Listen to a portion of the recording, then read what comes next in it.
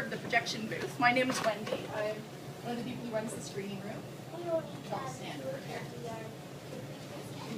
Yeah, so this is a 35mm film projector, and this is, as of today, this is how we play all of our movies, off of these film prints here. So this is a 2-hour movie right here. This is the movie More, and it arrives.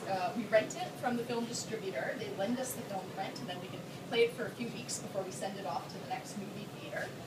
The film arrives to us in these 18-minute segments on film reels. I'll just grab a film reel over here.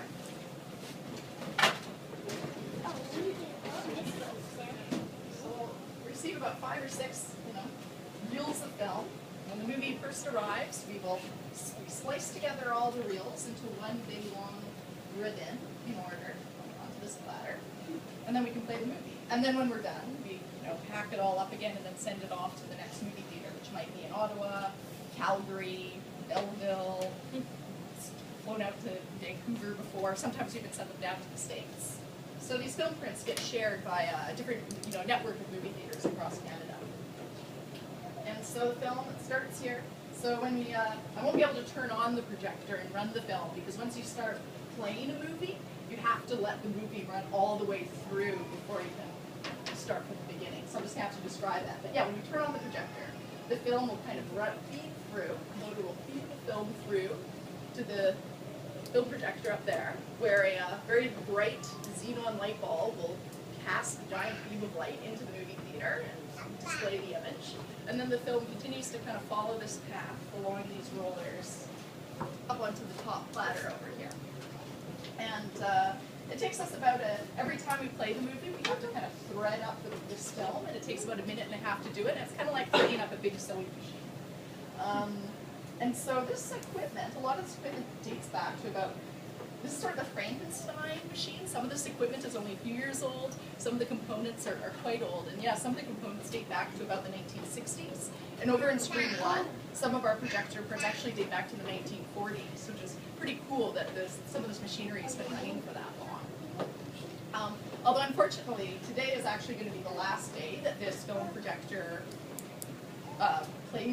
runs playing a movie, because we're going to be converting to digital cinema this week.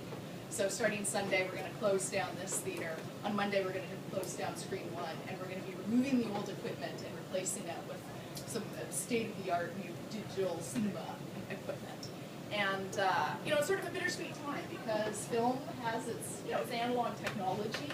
It looks quite nice on the screen, and it can develop all this character. As the film sometimes gets a bit dirty or scratched up, you can kind of see that on the image, and that's, I don't know, if you're kind of like me, that's a nice detail. And with digital, you never get those imperfections, for better or worse.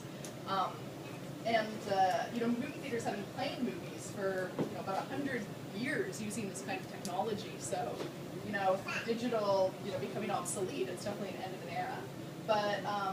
But with our new digital cinema system, we're going to be able to play a wider variety of films. We'll be able to play more movies in any given month. I'm hoping that we're going to continue playing just the same number of art house foreign films as we currently do, but I'm hoping in some of our late shows we'll be able to play some more second-run mainstream movies that might otherwise be playing at like the multiplex theaters, and we'll bring them downtown for the downtown student crowd. So digital, it does present a lot of new opportunities. So it's just sort of, it's sad to say goodbye to this, but I'm excited about what our new system will be like. So are there any questions?